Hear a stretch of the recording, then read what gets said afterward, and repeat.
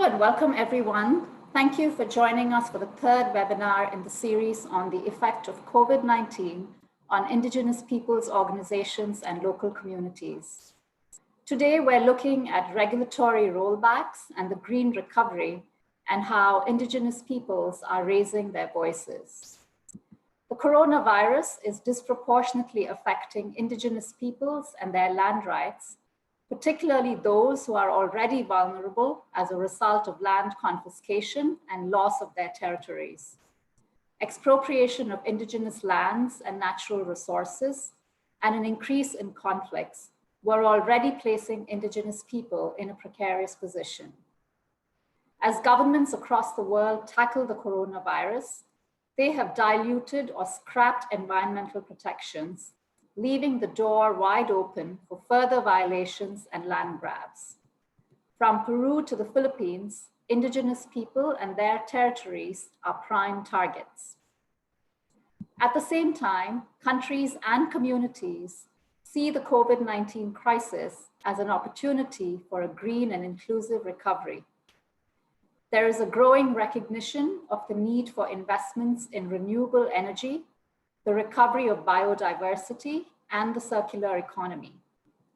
Can Indigenous people be a part of the transition to a sustainable green economy? Our panelists today will help us answer this question. We have more than 500 people registered for the panel, so let's get started. You may post questions at any time in the Q&A box, and we will get to them in the last half hour of the discussion. My name is Reena Chandran. I cover land and property rights in Asia for the Thomson Reuters Foundation, the charitable arm of Thomson Reuters. Today we have with us Kirsten Francescone, Mining Watch Canada's Program Coordinator in Latin America, Nonette Royo, Executive Director of the Tenure Facility, Roberto Borges, Director of the Communities and Territorial Governance Initiative at Forest Trends, and Christina Koch, a Mayan community leader in Southern Belize. Beto, can you kick us off and give us a perspective on what's going on in the Amazon, which is the world's hotspot when it comes to Indigenous land rights? Yes, Rina, good morning and greetings, good afternoon, good evening, everyone. It's an honor to be here. I'll share my screen to illustrate some of my points. And here we go, I hope. Can you all see my screen now?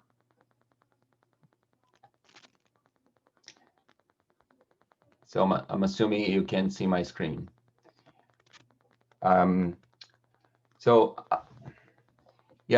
This situation with the COVID, we've been experiencing a lot of issues in terms of regulatory rollback for Indigenous peoples throughout the world, and in the Amazon where we work, Forest Trends Community Initiative, we've seen witnessing a lot of problems in terms of regulatory rollbacks threatening the rights of Indigenous peoples.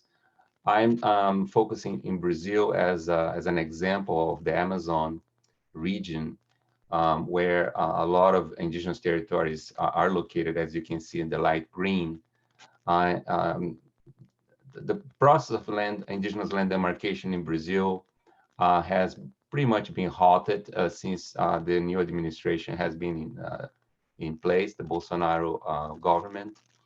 Not only that, they've tried to change the process of Indigenous land demarcation from the Ministry of Justice to the Ministry of Agriculture.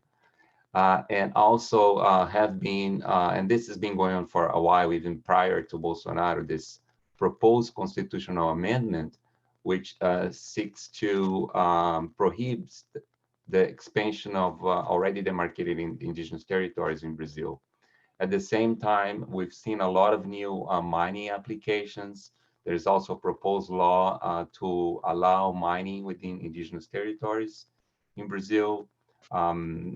Presently, there are a lot of illegal mining going on in the country. For instance, you must have seen the news around the the Yanomami territory, more than 20,000 illegal miners in the Yanomami territory in Brazil, as an example.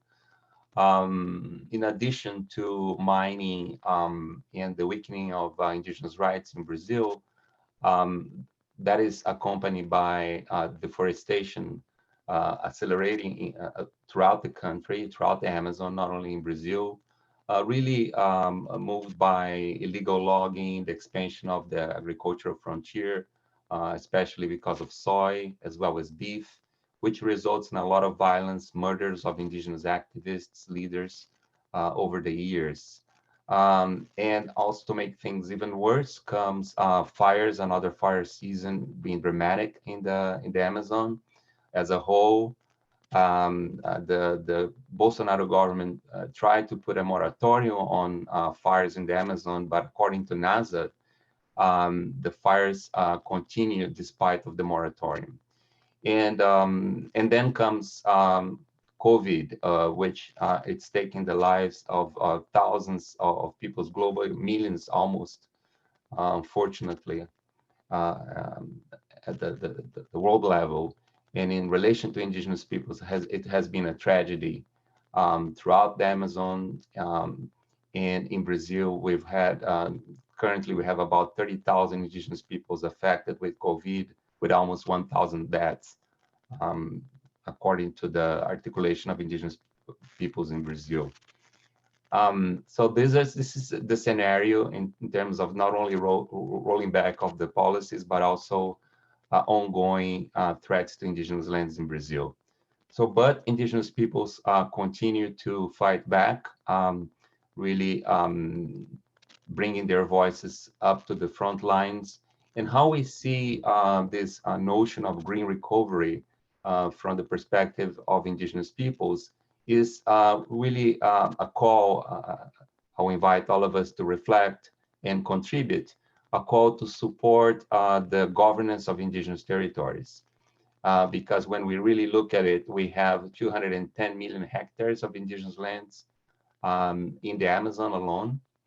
And the fact is that indigenous lands, as you can see in this map here, there is almost no deforestation, minimal deforestation, average 0.8%, even less than other protected areas, which is 1.1%, and it's significantly lower than surrounding areas elsewhere in the Amazon. A study by Rights and Resources Institute, in fact, has pointed out that deforestation in areas, as you can see in the yellow here in the map, as an example in Brazil, between the two indigenous areas, the Kayapó and Chapim do Catete, outside of these areas, it's 11 times higher that of deforestation within indigenous territories. And of course, this stewardship of indigenous peoples over their forests results in a great climate contribution, estimates between 42 to 50 gigatons of carbon dioxide equivalent in terms of avoided emissions. So indigenous lands in Brazil, Brazil has 13% of the Brazilian territory with indigenous peoples as their traditional lands. In fact, there are claims, legitimate claims for twice that amount. And there are 110 million hectares of forests in the hands of indigenous peoples in Brazil, representing 677 indigenous lands with 238 groups speaking 180 distinct languages, which is to say of the beautiful cultural diversity and knowledge and history that we have with indigenous peoples in the country. How does then one go about supporting good governance of indigenous lands? We believe that rights are extremely important, land tenure rights, but rights without good governance, they become vulnerable. And it's extremely important to support indigenous peoples that therefore in their efforts to practice good governance of their forests through supporting their advocacy levels in terms of benefit sharing before the governments around them, also advocacy towards increased climate and conservation finance, so that they can put forth their efforts in terms of establishing better livelihoods through economic self-determination and economic resilience, increase their food security through reestablishing traditional food systems, as well as strengthening their cultural integrity through their tradition. For instance, supporting their traditional health systems, so important now in the face of COVID. Here is one example of how economic activities and this green recovery is taking place in some indigenous areas. So we're one example. We are beginning a campaign to plant starting with 1 million trees in partnership with Arbor Day. And this will result in increasing carbon storage, also supporting biodiversity, increased food security, and also promoting economic livelihoods through some marketable crops like acai, Brazil nuts, and others. We are, you can check the work of the Xingu Seeds Network that is working with several indigenous territories throughout the Xingu, bringing their indigenous people's traditional science in recuperating degraded lands. And we're working with them to plant 1 million trees, primarily aimed at long-term, medium to long-term economic resilience, as well as food security. In addition, there are several economic enterprises at the community level happening throughout the Amazon. We did a study a couple years ago with COICA, Ecodecision, and Environmental Defense Fund, looking at several indigenous enterprises, mapping about 126 enterprises throughout the region in 5 countries. And out of those, we found out that 66% are located within the boundaries or buffer zones of 33 protected areas, and also 60 legally demarcated indigenous lands, which represents about over 100 million hectares of forests. Also, a really interesting initiative called Kumari, promoting Amazon gastronomy, connecting indigenous suppliers with prestigious restaurants. This is happening a lot in Peru, where we've seen a lot of interesting work around Amazon gastronomy, which provides income to indigenous peoples. But out of all this work with promoting the economies of indigenous communities is extremely important, really to strike the right balance between that of indigenous traditional economies of reciprocity with the market economy, so that the market economy doesn't come to impact adversely the traditional economies of indigenous peoples. In the same way, efforts to support indigenous cultures in terms of their art, as well as their traditional medicinal plant knowledge, is extremely important. And would emphasize the support of indigenous knowledge in relation to their medicinal plants, the importance of that in the context of COVID. We're working with communities that have not had any infection because they still have a strong knowledge of their medicinal plants. In this example here, the Awanawa people have the knowledge of over 2,000 medicinal plants that they have used traditionally over generations. And finally, my friends, this is a claim or a call to reflection in terms of how can we drive more climate and conservation finance in support of indigenous peoples, good governance, in support of their stewardship of their forests. Again, 210 million hectares of indigenous territories just in the Amazon. The same is true. There are great figures throughout the globe. And here's a snapshot of how the percentage of forest that is tidal for indigenous peoples throughout the region in Bolivia, Brazil, and all those countries. And, and the fact that there is almost no or minimal deforestation in indigenous lands, contributing to climate change, biodiversity conservation. So we have an ongoing program to increase the capacity of indigenous peoples to advocate on their rights, promote economic self-determination, cultural integrity, because more funds is really needed to support good governance and the rights of indigenous peoples. We did a research a few years ago at Forest Strands, and out of $1.2 billion commitments in red, only $378 million were actually allocated to countries, but in reality, almost none of that went towards indigenous peoples directly.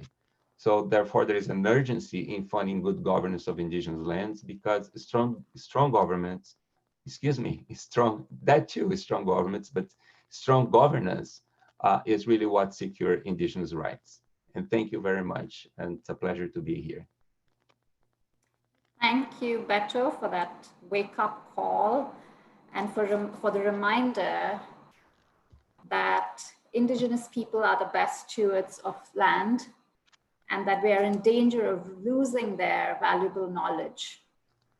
I'm going to turn to Nonette now, who will give us an overview of what's going on in Asia, and particularly Southeast Asia, where conflicts had already been rising before COVID-19 hit. Nonette?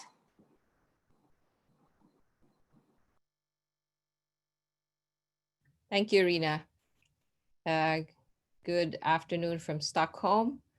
Good evening to our colleagues in Asia, Southeast Asia, and good morning to our colleagues in North and South America. I'm Nonette Royo, the Executive Director of the Tenure Facility. Before I answer the question, I would like to share my reflection from the webinar takeaways, the first and second of this series.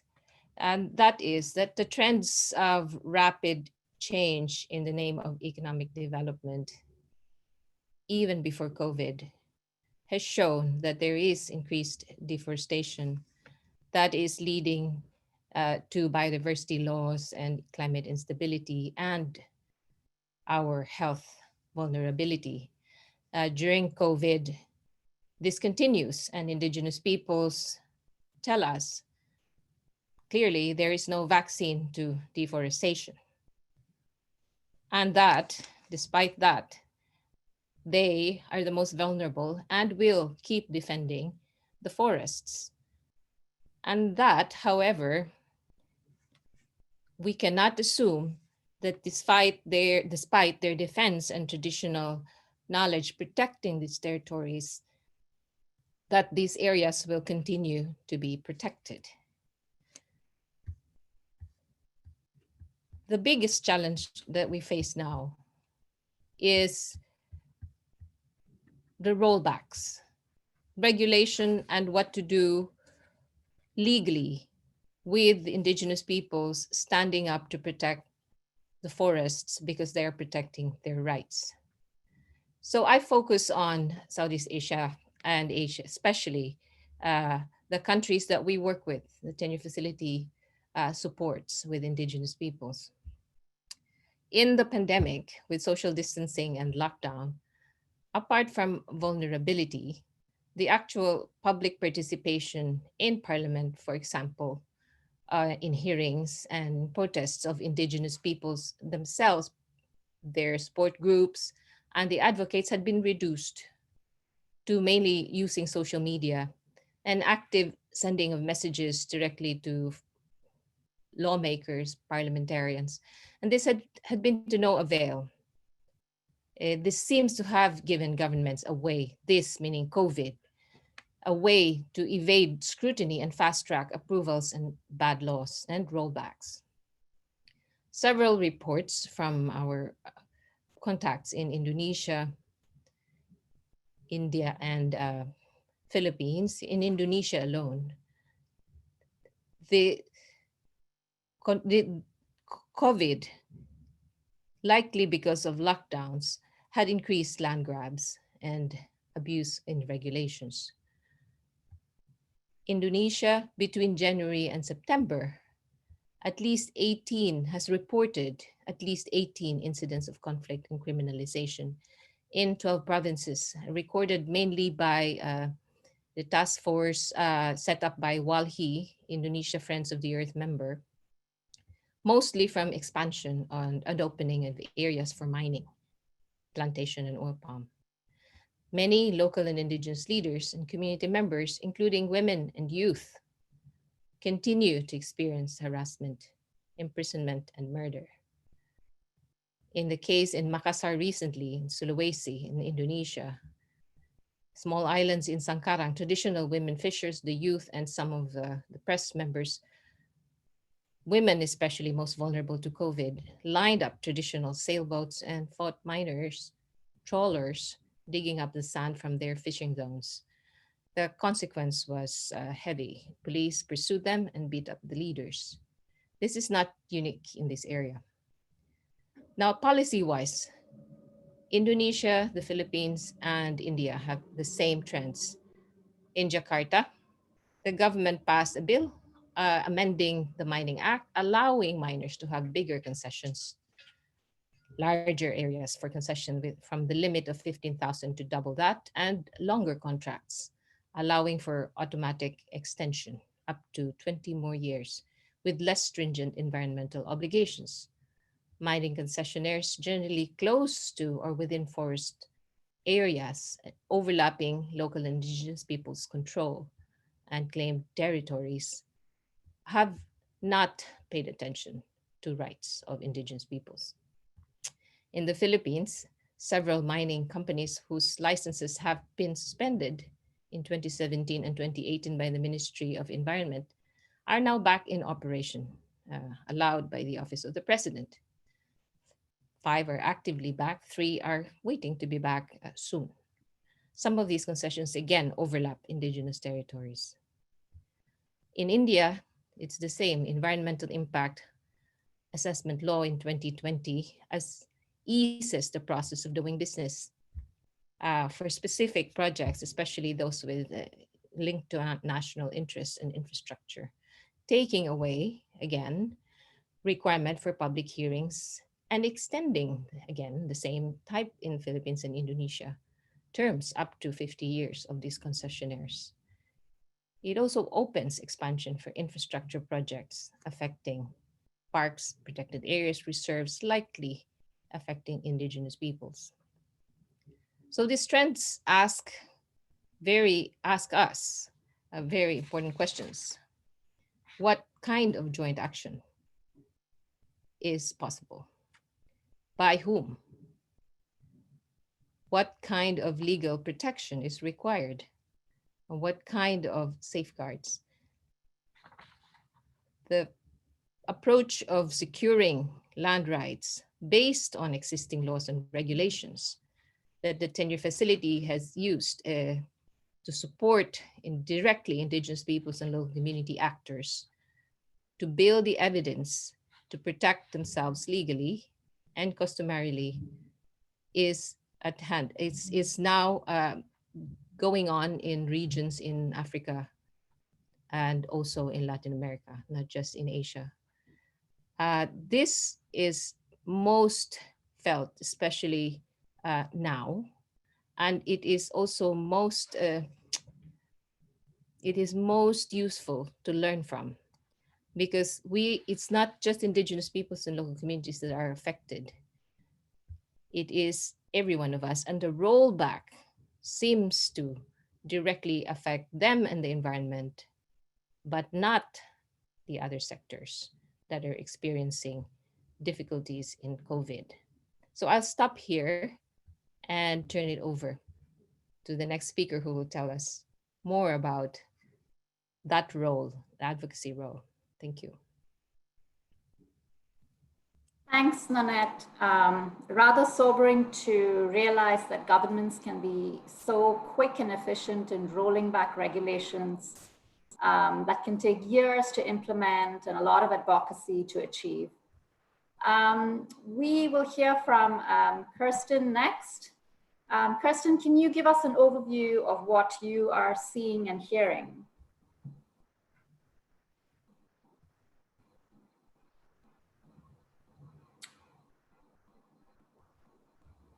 Hi there. Good morning, good afternoon, and good evening. I'm gonna just give a quick overview of what we saw in the pandemic with respect specifically to the mining industry.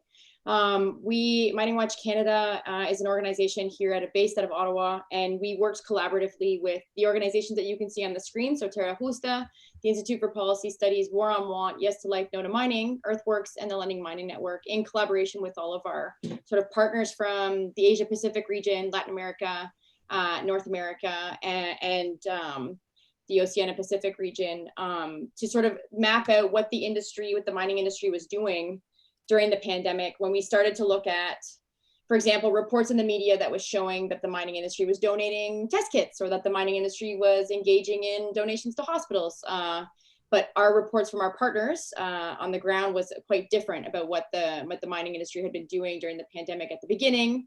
And so we started to become quite concerned and started looking for trends that could be considered quote unquote global trends, with respect to how the industry from our perspective was taking advantage of the pandemic to continue to profit. And obviously in doing so, putting communities and their working populations at extreme risk. And so the methodology that we use, and I will note that these numbers and this methodology is old, it's now out of date. We know that the pandemic is just, it's starting in around June, really exploded in Latin America. It's just sort of showing its ugly face in many of these countries with whom we're working with partners. And so the data, now the picture is surely much worse than it was when we did the original collecting, which was between March and June of this year. So we revised around 500 media sources or community statements, journalist reportings or social media statements. And of those 500 sources, we collected data from about 47 countries.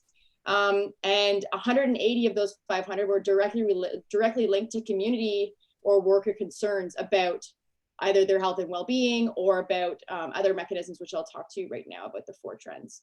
And so from that database, from that 180 cases, we identified sort of 4 global trends, and basically showed within those 4 trends that indeed there was a pattern of profiteering going on between the mining industry, and that we identified within that pattern of profiteering these 4 trends, which I'm going to talk about one by one, which I think are sort of relevant, and we'll say that some of the panelists have already touched on them to some extent this morning. And so the first that we identified is that mining companies are ignoring the real threats of the pandemic and are continuing to operate using any means available. And so we were following mining companies, particular mining companies, who were continuing to operate despite the fact that there were outbreaks emerging around especially the very rural communities within which they are working, or that they were in fact provoking outbreaks and failing to shut down. This is especially true in cases where governments failed to implement very strong restriction measures to the sector immediately, right? And so in many cases, what happened is that governments classified mining as a quote unquote essential service, which enabled them essentially to continue working as normal while communities were forced to lock down, while workers were forced to stay on site, or mining was sort of continued to was allowed to continue as normal. And in doing so, the mining sector itself became sort of like a vector of spreading. And we know, if we know anything about mining, we know that many of these mines are located in rural communities, alongside indigenous communities, in places where there's already very scarce, if any, access to basic healthcare or sanitation conditions, right? And so the fact that these mines were serving to become vectors meant that these communities that may have been able to protect themselves because of their isolation, because of their own measures, were being forced to be exposed to this virus. And so the results of this sort of essential status, or this special status that was given to the sector, was actually quite striking and concerning. We registered outbreaks in over 61 mines in 18 countries, and that amounted at the time to about 4,000 workers. 2 days after this data was concluded, we doubled that number. It became almost 8,000 workers because of reported spreads in Poland and Russia. At least 250 community or family-related infections were reported because of mine-related vector spread, and at least 10 workers died, and at least 4 community members, all of those indigenous, died because of contact with the mining at a mine and with the spread of the virus. And so some quick emblematic cases here in Canada, in northern Alberta, there was an oil sands mine which was given special status. They continued to work operations as normal, even as 45 of their workers became infected.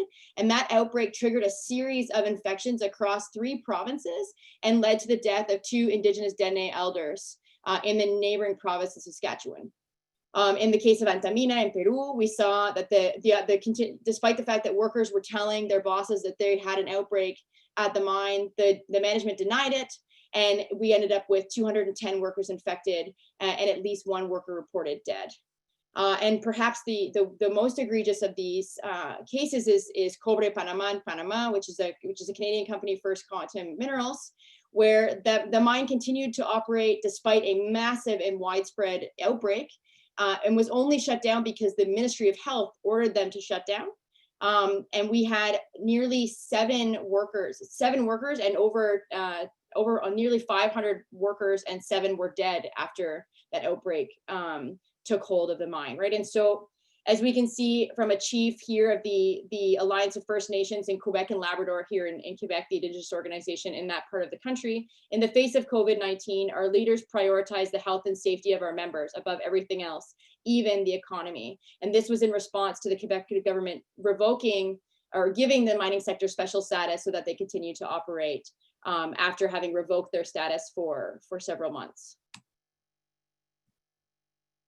The next trend that we saw, and this, one of our panelists, Nonette, has just sort of spoken on this, is that we've seen that especially pro-mining governments around the world have been shutting down legitimate protests and promoting the mining sector, right? And so we know that a lot of these extractive projects have already been met with quite strong organized resistance for many years. Some of that resistance requires people to be peacefully, for example, like in the case that you're seeing in the photo, maintaining peaceful encampments to prevent mine operations from, continuing or resuming. And so what we saw is that in a lot of these countries, particularly in South America and Southeast Asia, governments had imposed restrictions on the freedom of movement of people while letting mining companies continue to operate. And also there was an increase in sort of criminalization and militarization of these sort of land defending operations or activities in order to benefit the mining sector. And so the emblematic case that I'm showing in the photo is the case of the Didipio mine in the Philippines, where the peaceful encampment that had been established for over 6 months was violently evicted by the Duterte government with the excuse that they were violating sanitary procedures, even though the encampment had taken all of the necessary procedures. You can see in the photos they're wearing masks, they were socially distancing, but we can see that the pandemic provided a perfect opportunity to really sort of violently evict that encampment. And that wasn't the only case of violent evictions. We also saw that in Turkey, where again, another sort of peaceful encampment against another gold mine was also violently evicted, in both cases citing COVID-19 sanitary measures.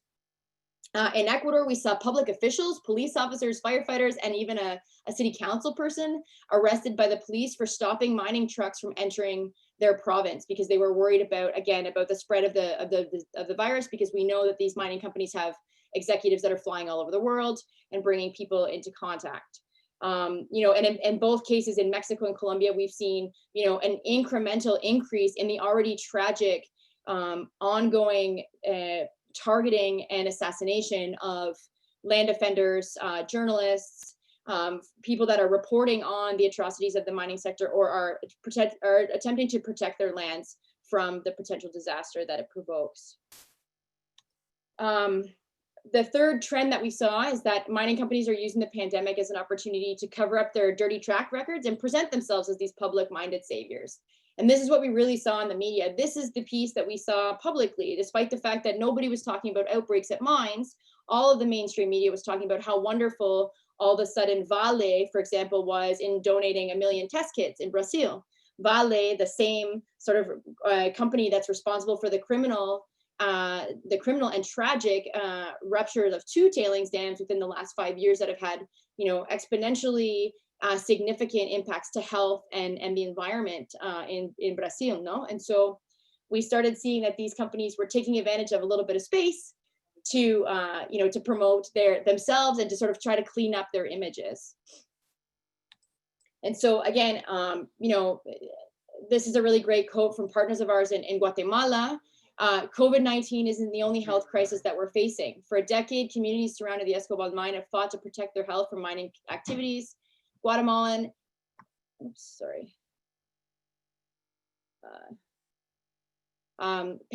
Guatemalan government and Pan American Silver, the company, was ordered to suspend its consultation, and this includes community outreach, which gives rise to tension and conflict.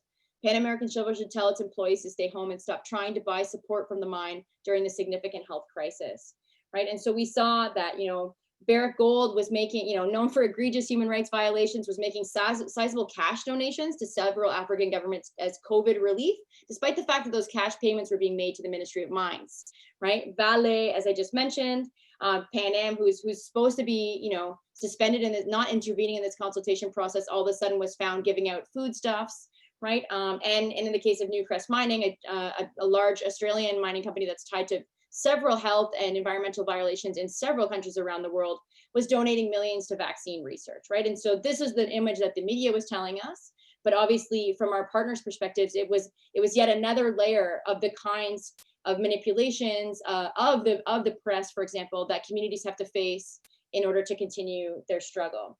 And finally, the last tendency pattern that we saw was that mining companies and governments were using the crisis to secure regulatory changes that favor the industry at the expense of people and the planet. And this is, I think, sort of the crux of what's next to come. This is the fear for us as a group of organizations is how permanent these supposed temporary changes are going to become. There's been a withering away at the already weak regulatory system that exists to protect environments in what little way they can, to protect environments and communities from the extreme impacts that the mining industry has on people in the environment. But there's also been a stripping away of public participation processes and civil liberties, for example. And so what we were seeing is that also things like the free and prior consultation processes that are required for Indigenous peoples in several countries were being all of a sudden talked about being held online or being held virtually. We know that that causes very particular problems for communities that are isolated, may not have access to a phone or internet, right? A shrinking of the spaces that are already sort of really limited for community participation and engagement. And so, an emblematic case for us is in Indonesia, where a very contested mining law that had been stalled for over a year was passed during the pandemic without public participation. In Brazil, where the government has cited the pandemic, and this also is true in Canada, cited the pandemic as the perfect opportunity to open up Indigenous lands to mining, right, and to totally dismantle their environmental regulation and environmental monitoring system for that country. And in Canada, here in Canada, one of our provincial leaders said that the pandemic was a perfect opportunity to build a pipeline that has been very contested by First Nations and other community organizations in Canada for many years.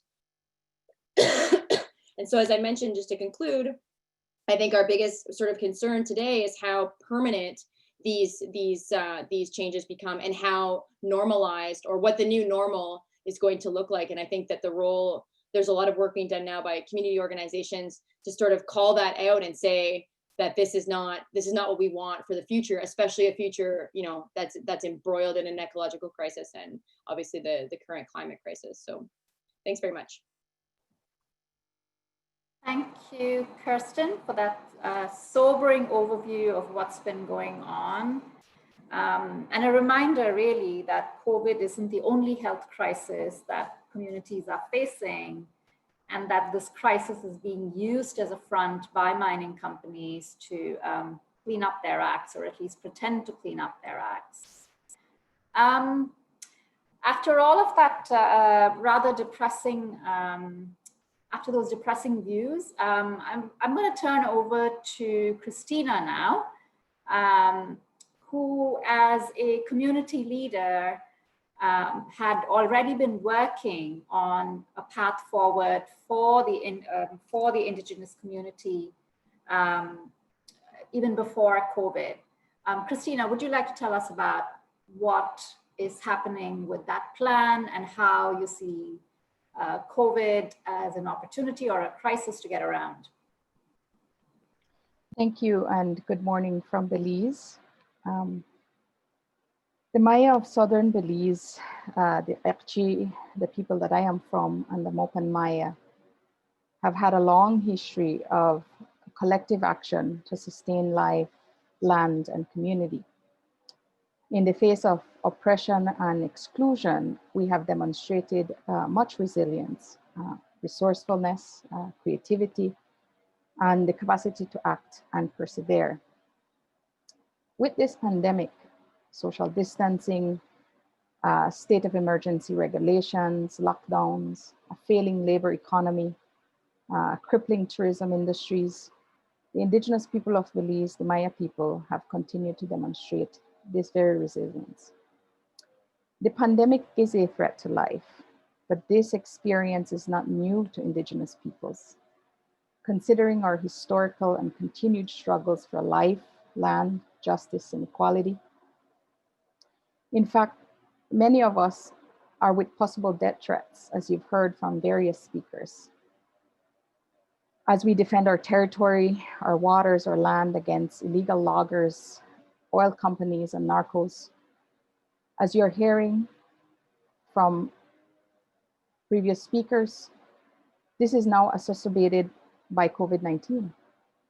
In this webinar, I am asked to focus on how Indigenous communities can benefit and how they can contribute to the global effort to scale up a green recovery, to scale up investments and financing, and transition to just and sustainable green economies.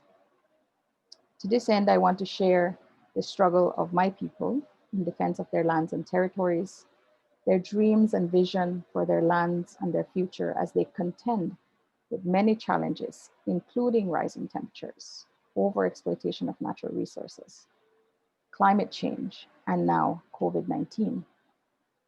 Perhaps the most poignant demonstration of our resilience and unwavering spirit of survival is the struggle that we now engage to defend our lands.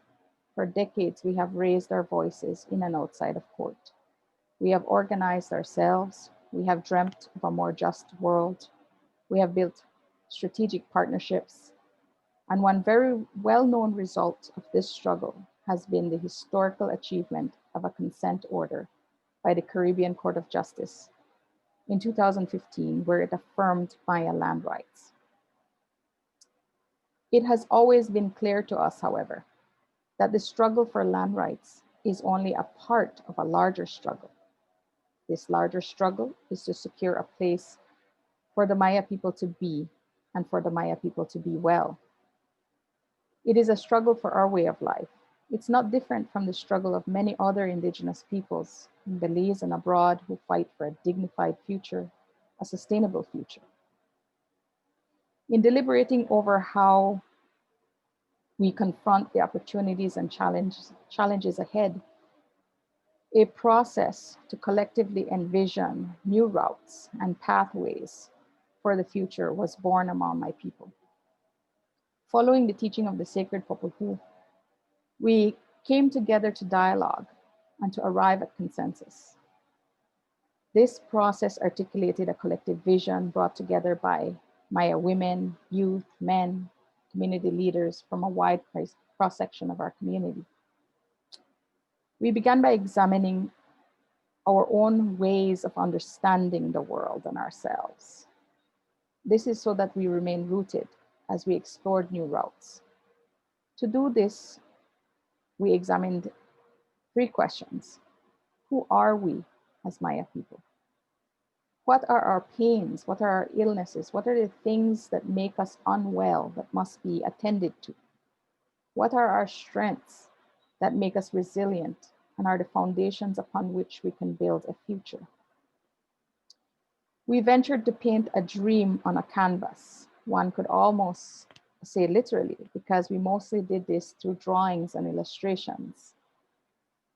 For context, we recognize that often Indigenous peoples like ourselves are represented as poor, broken and passive, or quaint and exotic, or a people stuck in the past, not modern enough, a people standing in the way of development and progress, or a people incapable of living in the mainstream. However, the drawings and the words that emerged from examining who we are communicated something very different. It expressed that we are a strong people who know who we are, who are connected to our land and have the responsibility to care for it. It expressed that we are also knowledgeable and capable, not afraid of hard work, who value peace, unity, and community. Just to summarize our interpretation of drawings in response to this question from the various sectors of our community. Who are we? The youth, their drawings tell us that we are people who live and depend on the land. They drew food, corn, chickens, cacao. It also tells us that the Maya people have a long history on the land and explained that the Maya are intelligent and creative and come from a great civilization known for these very characteristics. They drew Maya temples. The youth also drew and communicated identity, our own ways and culture. They drew this by showing their cultural dress, the musical instruments. The women, through their drawings, stressed the concept of Ralchoch, the Kekchi term that means people of the land. This is how we identify ourselves as Kekchi people. We are people who live, work, and depend on and care for the land. Women illustrated this relationship with the land vividly through their drawings, doing laundry in the creeks, fishing in the rivers. They also expressed that the land provides food. They showed this through drawings of chickens, their herb gardens, their corn, their beans. Women spoke often and proudly about producing their own food. They also depicted, through their drawings, an identity. Women emphasized their relationship to corn and the processing of corn. Their drawings complemented the central element to our identity, the notion of Ralchoch, the people of the land. The men emphasized in their drawings the importance of interdependence and reciprocity. A great way they showed this is by drawing Maya people thatching their house with palm leaves from the forest. To build a home in Toledo, you rely on the existence of a community of support. You rely on the dignity of being able to give and help others and the humility and gratitude of receiving help. What is given and received is not only collective labor, but also the knowledge and the commitment that we are in this together. At the same time, the men's drawings hinted at the relationship with the forest, the materials, the palm, the strings, the sticks for building homes come from the forest. The drawings of men, much like the women, also emphasize the notion of Ralchochness. It speaks to our relationship to the land that provides us with food and materials for our existence. The land is not only our home, it is also the home of other beings that are equally important. They highlighted our collective labor, our knowledge exchange, and the way these come together with the land to sustain us. However difficult it was to capture the totality and the complexity of these expressions in words, we conclude that we are not a monolithic or a static people. In other words, there are many ways to be Maya, to be indigenous.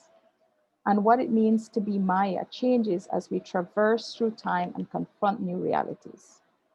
What we hold for certain is that we are a people both diverse and united. We found all these elements of who we are to be consistent to what our strengths are.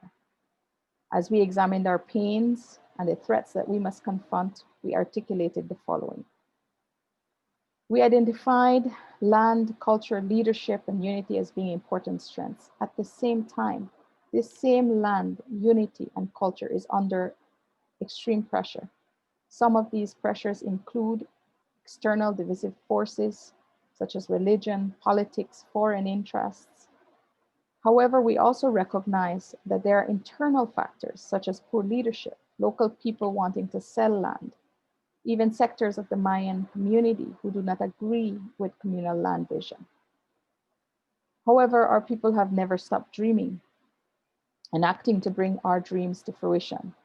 The fact that we exist to this day, even when history tries to erase us, the very affirmation of the Caribbean Court of Justice of our rights to land is the result of a dream. We dared to dream that we could raise our voices, join our hands, and achieve justice, even when everyone thought it was impossible. Today, armed with the confidence of knowing who we are and a critical awareness of our strengths and our pains, along with the confidence that we will meet friends and allies on our path, we dare to continue to dream. In this global lockdown, the lockdown of Indigenous territories, of Indigenous peoples, is perhaps the best way to survive this global pandemic. In light of collapsing economies, food, employment insecurity faced by many around the world, Indigenous peoples, Maya peoples, are producing and sharing foods on their lands. So while states struggle to roll out their employment relief, their food pantries, Indigenous peoples are the last to be reached in these efforts. Our history and our struggle have taught us that we are alone, that our historical umbilical relationship to the land, our waters and our territories, is what will continue to deliver on our survival. Many are returning to the land, to Indigenous ways, to Indigenous production and food sovereignty. A green recovery, therefore, could not be imagined without supporting Indigenous people's struggles, defense of lands, resources, territory, and dignified futures. Investing in Indigenous governance, land tenure defense, promoting Indigenous economies and innovations of reciprocity is a green recovery. To summarize, the future we dream as the Maya of Southern Belize is to be a peaceful, hardworking, self-determining people rooted in our culture, open to the world and new technologies, living in community and stewarding the well-beings of our people and our lands. Thank you. Thanks so much, Christina, for that very positive commentary.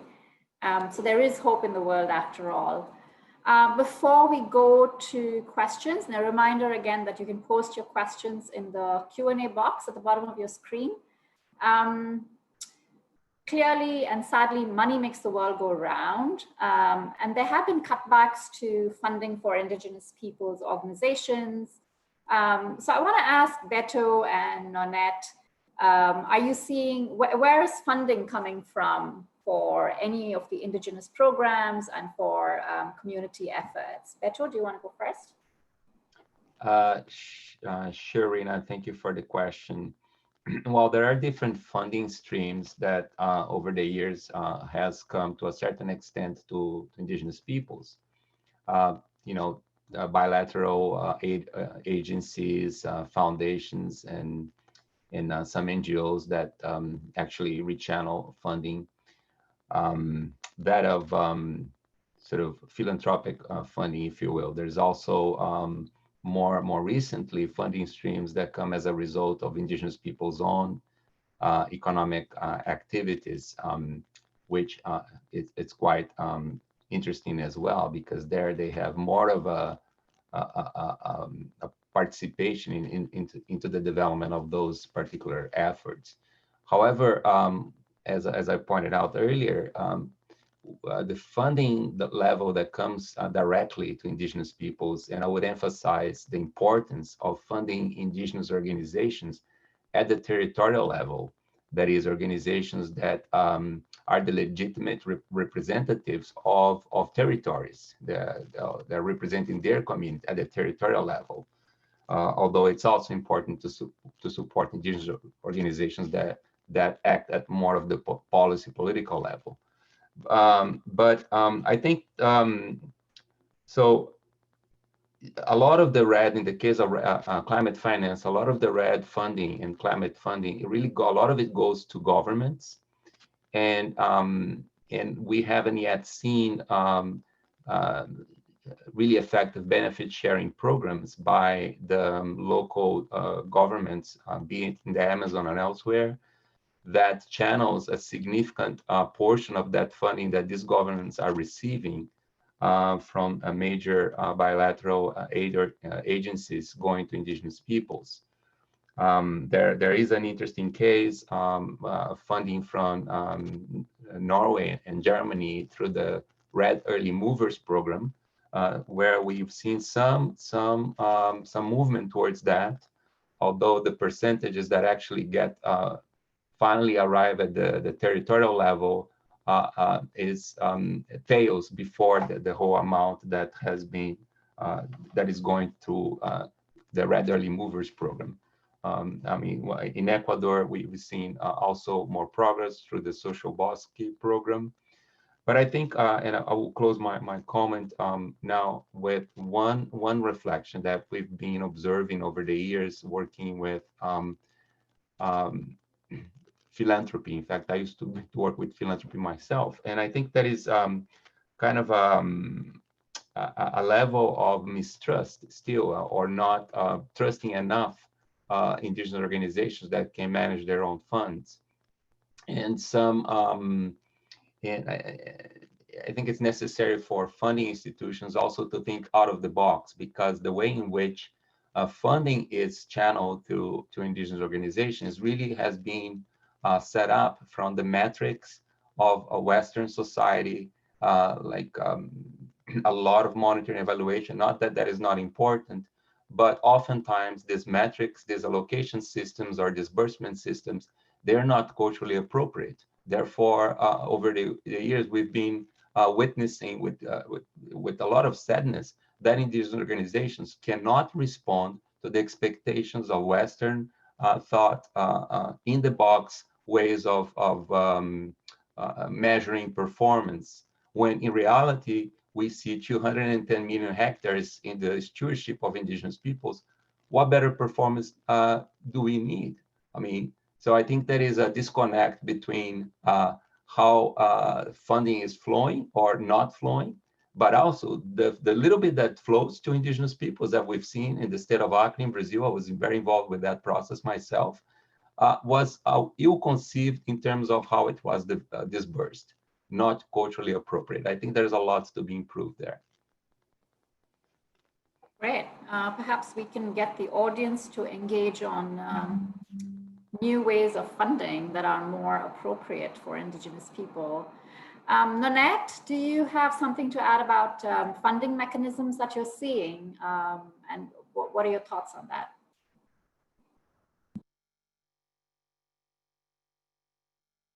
Thank you. And thank you, Beto, for pointing those out.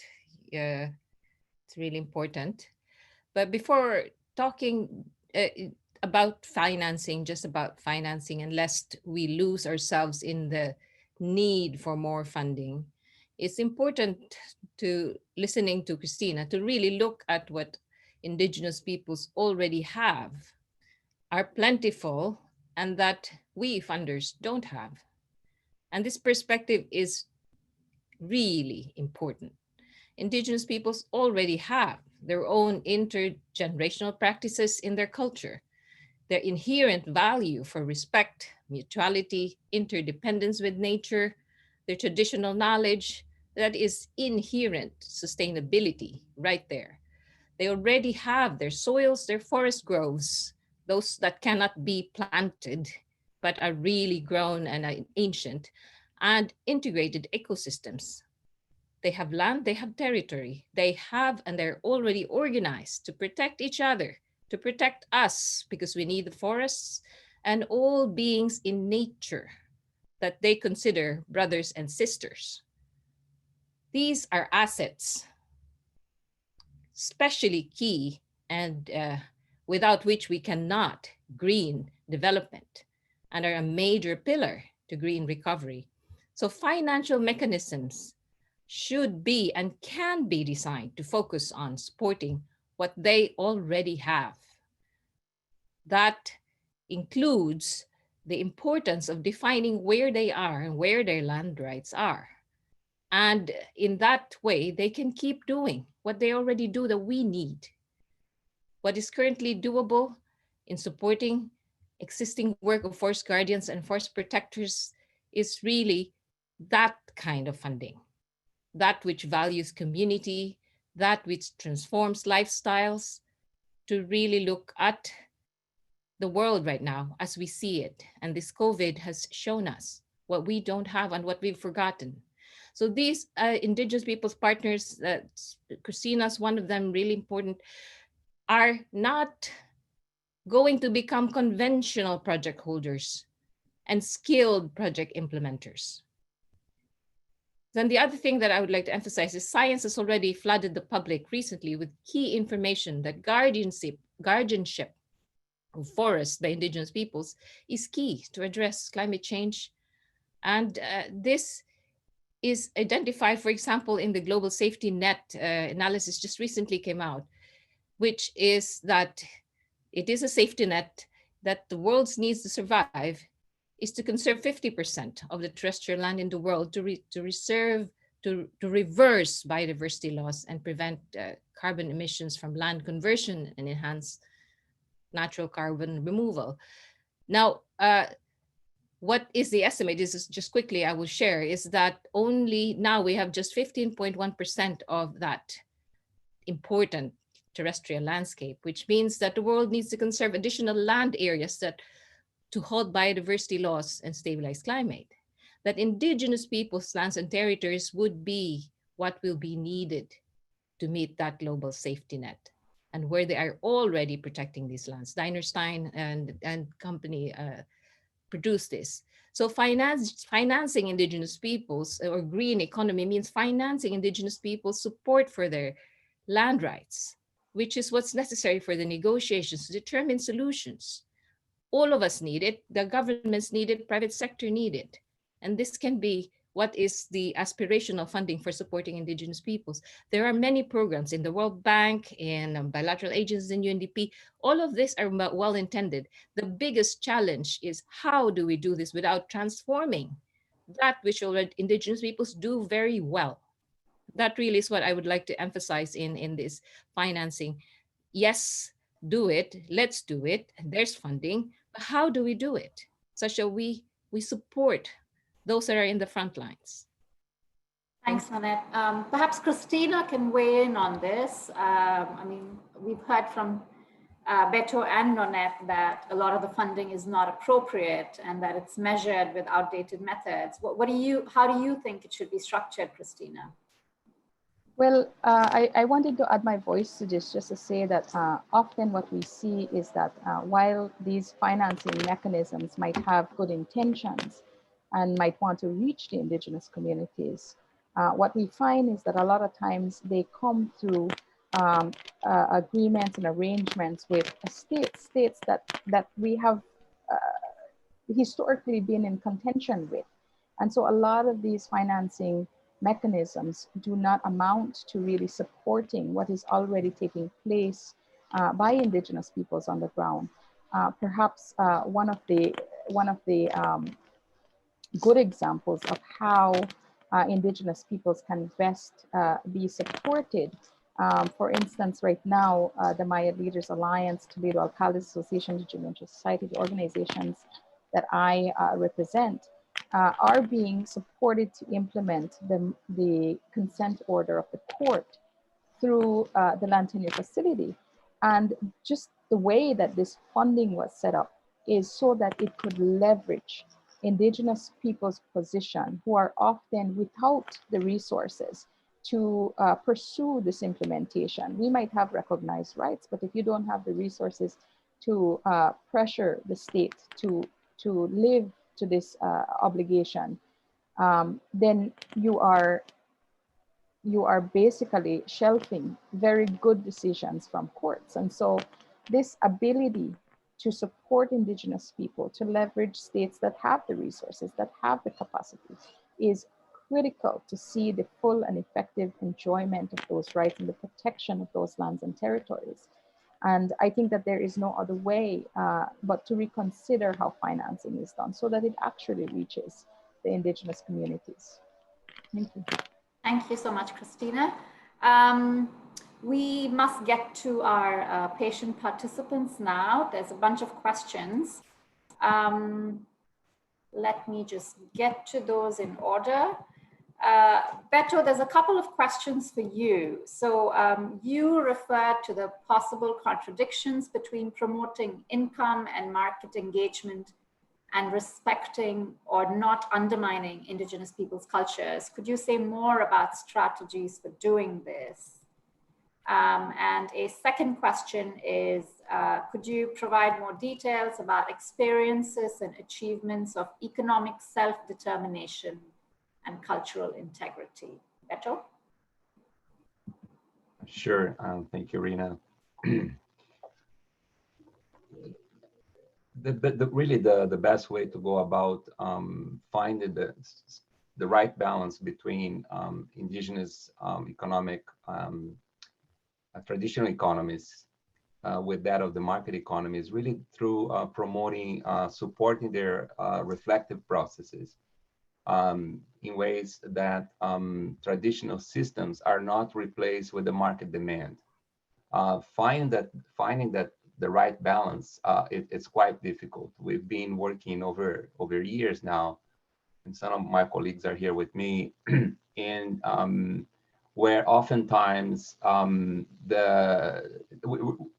essentially there are two realities, especially when you have indigenous communities really in remote parts of the globe, the Amazon, in our case, working in the Amazon, and all the transaction costs that make viable a particular product that comes from these communities, and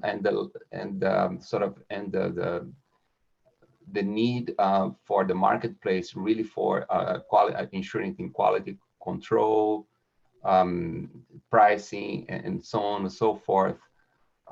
That a lot of pressure as a result comes on top of these communities that are not quite yet prepared to bring their products to market. So there have been, fortunately, some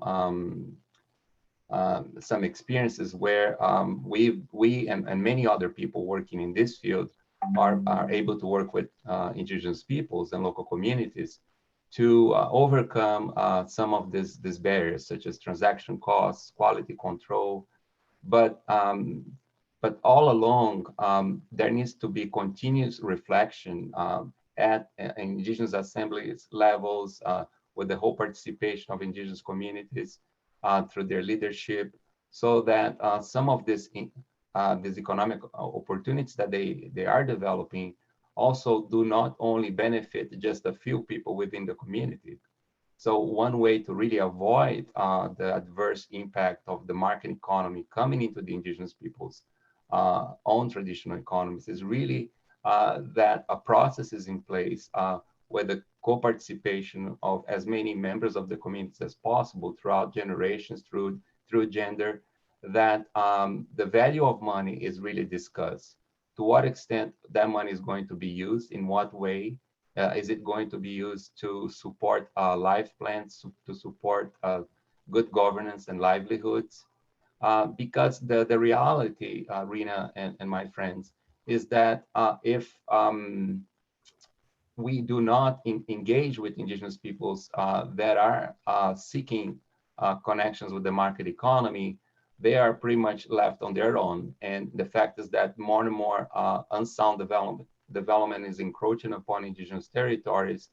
And if they do not develop their own economy, their own self-determined economy, they will continue to fall vulnerable to the unsound forces of development, and such as leasing indigenous lands for cattle ranching, just allowing illegal miners or illegal loggers to come into their territories, they do need access to the market economy, but it needs to be based on free prior informed consent. It needs to be based on an integrated approach that supports their good living, that supports the good governance of their lands.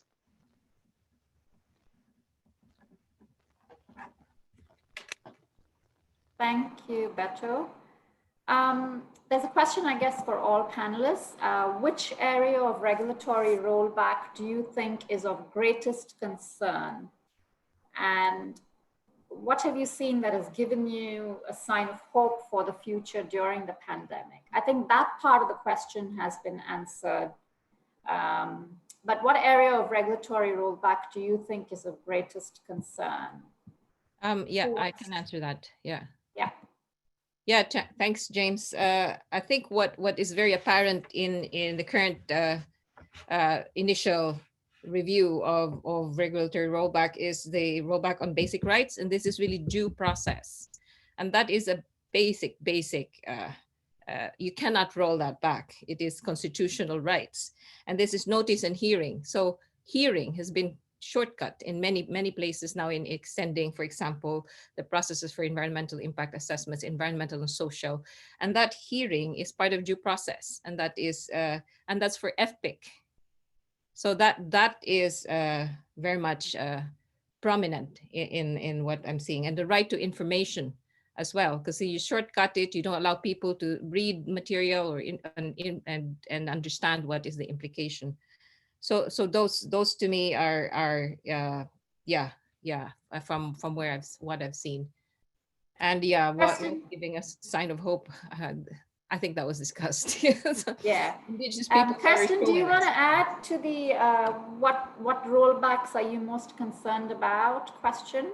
Yeah, I would agree with Nanette that the due process rollback is probably the most concerning, especially around issues of participation and access to information. I think the other is to what extent can the already weak sort of regulatory mechanisms around environmental contamination, environmental monitoring be stripped away and removed, right? I mean, right now in the US, the EPA, the Environmental Protection Agency, suspended all environmental monitoring. That's happened at the provincial wide level in Canada.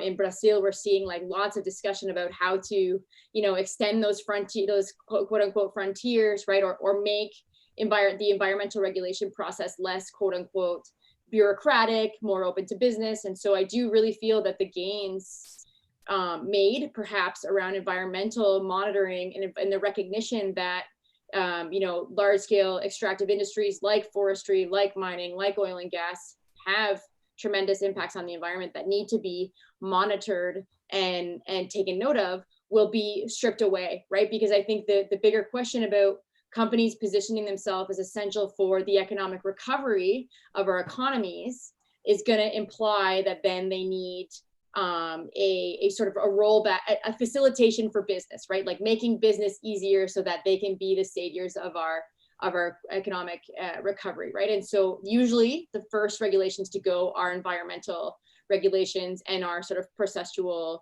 sort of like the sort of social gains that we've won over the past 20 or 30 years, right? And so I think there is some real concern that companies will be able to successfully argue that it's just too expensive to continue to do their environmental monitoring. And if we really need them to recover the economy, then this is what we're going to have to, this is the cost we're going to have to pay.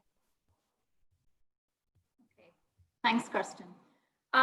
There's a question on how can Indigenous peoples organizations, networks, and community developers be directly involved in projects on land rights and livelihood development for their communities? Is that even possible? Who would like to take that question? A section of that, yeah. There's an assumption here that, and it's very important, we all do this and we all think this way. Sometimes when the processes are there already and there's development, that we are thinking of how are Indigenous peoples benefited and how can they participate? We have to reverse that thinking and essentially put forward the fact that these resources, land and natural, are protected, managed, and used for generations by Indigenous peoples. Therefore, they cannot just benefit. they have to participate as rights holders. And therefore, there are processes, you know, in different countries, probably different types, where the rights holders participate from the beginning. And none of these constitutional laws actually can prohibit that. So at district, at village levels, participate already. And yes, look and find out what the processes are, but with that thinking that Indigenous peoples, local communities are participants and rightful holders, to join the thinking of what type of development will be built, especially in this new normal. It's been very clear. So the thinking that, yeah, they're beneficiaries, we consult them. They are like, you know, we have to list them as people that will then get some compensation. That's got to be rethought. I guess that's how I would like to see, you know, this question framed. Thanks, Nanette. There's a question on the green and just recovery from Delphin. What could be the 3 most important aspects of a just recovery, especially for Indigenous peoples? Beto, Nanette, does anybody want to take that? Christina, maybe. Maybe I can speak to that. Please go ahead. Yeah, Christina. I think fundamentally we have to, I want to echo what Nanette has already so clearly articulated, is that we have to change the perspective from which we view and the lens from which we view Indigenous people. We are not underdeveloped. We are not scattered and disorganized. We are not lazy people. We are hardworking. We have organized ourselves. We know how to mobilize our resources. And I think fundamentally the most important way for a green recovery, a just recovery, is to recognize and respect Indigenous people's contribution to the sustainable and balanced way of living one with Earth. I want to emphasize again, and I can only go to my own contextual identity, which is that we are Ralchkoch, and Indigenous peoples globally have different expressions of this Ralchkochness that I speak about. We are the people of the land. We are connected in this umbilical way to our land and to our resources. And without recognizing that, without changing the way we perceive Indigenous peoples, when we always see them as people standing in the way of progress or blocking oil companies, or blocking massive large-scale logging concessions, we will always miss the opportunity to really advance what Indigenous peoples have already contributed and continue to contribute to the survival of this planet. You can look, we've seen the data all over that shows, that evidence the fact that where we live is where the most forested and ecologically sound areas continue to exist. We live one with nature. And this is not to romanticize what Indigenous peoples have, because we have our challenges internally and externally. But for us to consider a truly green recovery, and perhaps one of the biggest things that this pandemic has shown us is that it has further unraveled and shone a light on the various marginalizations of Indigenous people. And perhaps what we can do is that when we rebuild our economy, when we recover our industries, how do we do it better? How do we do it in a more inclusive way? How do we learn from Indigenous people's experiences? And if we cannot contend with those issues, then we are not on the path to a green recovery. Thank you, Christina. A reminder to participants to please take the survey before you leave. It'll only take a minute. We're not quite done yet. We have a couple more questions to get through, but you can answer the survey in the meantime as well. There's a question from Robin. To what extent can we combine the legal and economic approaches to engage non-state actors while simultaneously strengthening and expanding pre-existing advocacy networks. Who would like to take that?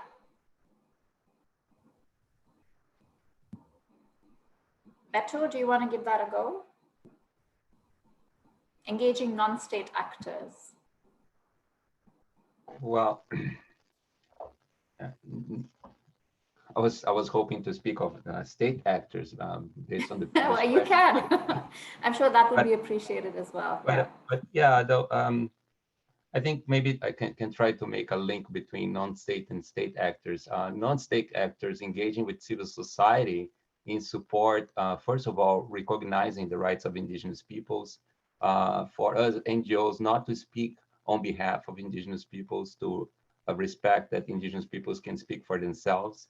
And for state actors to really, in many countries, there are already a lot of good legislation in place, not to roll back, one of the main highlights of this webinar.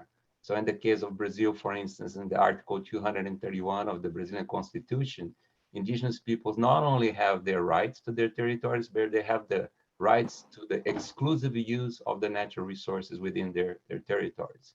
So, and I think that needs to be respected, that needs to be included in any new normal or new, I don't like this new normal, I think what we had before wasn't normal, the new era of environmental justice that we need to live in the world. And that really, we need to have state actors really respecting what non-state actors have to say. And really, because a lot of what we've seen being done that actually is making a difference in supportive Indigenous advocacy efforts has been done by Indigenous peoples themselves and civil society. And civil society organizations there for many years, they have been doing the job of what state actors should be doing. And I think that that we need to see better integration of that. So, and again, non-state actors, the funding community, I think the funding community could also, like I said earlier, seek to find innovative ways to see that finance go to good governance of Indigenous lands, goes more so directly to support Indigenous rights to their lands. Kirsten, do you want to add to that?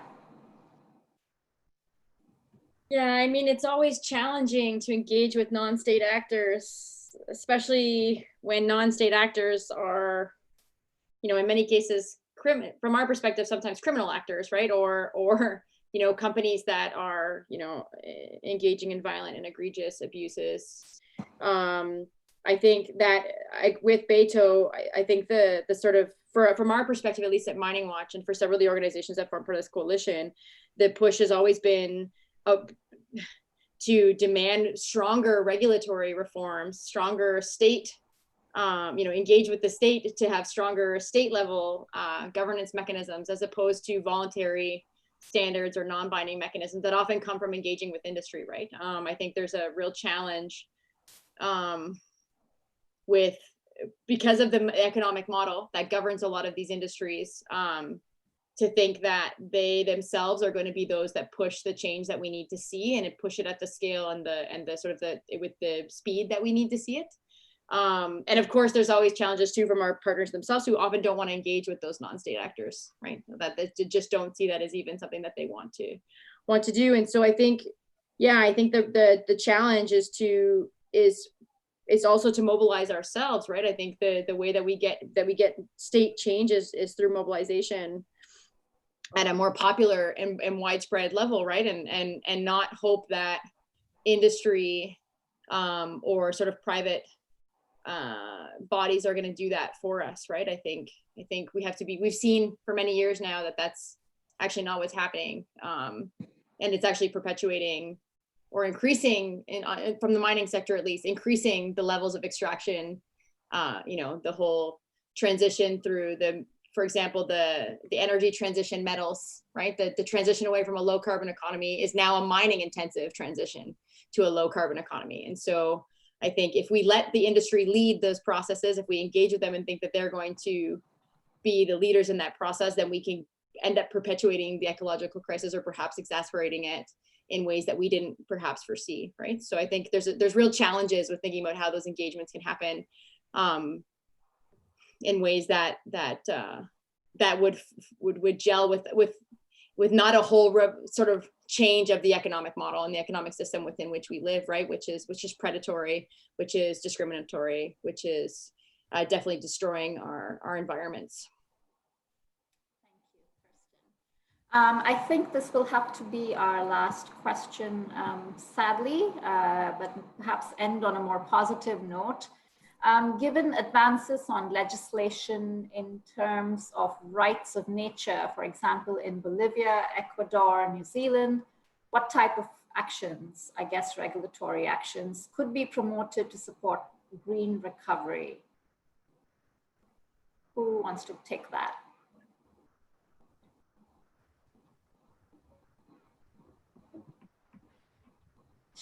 Nanette, do you want to take that? Yes, it is actors that are grounded in land, territory, practice, knowledge are very important components to any kind of green recovery. So they are key, and they're people and they're citizens and they're stakeholders, and they are also non-state actors, and they are also private entities themselves. So it's really important to take that into account, and from a perspective of real learning that is inclusive. Real learning, I mean learning from what we're experiencing right now. There's so many new things that have come up in what we've experienced right now with this pandemic that hasn't come up before. And therefore, if we try to attempt to build forward, not build back, because back means we've created the same problems that we've built before, we need to ground it. And a very important knowledge base and experience base that's going to help us is from the real stakeholders themselves. And that's really where I think we can do. Yeah. Maybe I could add a little bit to the legislation on nature's rights and protection of nature. I think that we cannot dismiss the fact that Indigenous peoples have been the voice of nature. We have promoted its protection, its stewardship, and often we are seen as against the state as a people, but really they assault on our lands, they assault on our rivers, they assault on our forest.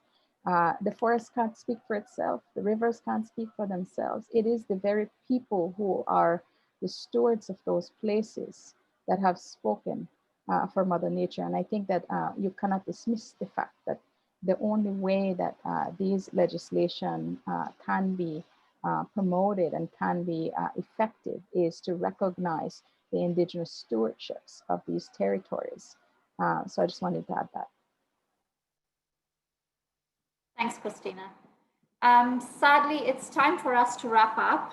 A big thank you to our panelists and to our very engaged audience. I do apologize if we did not manage to get through all of your questions.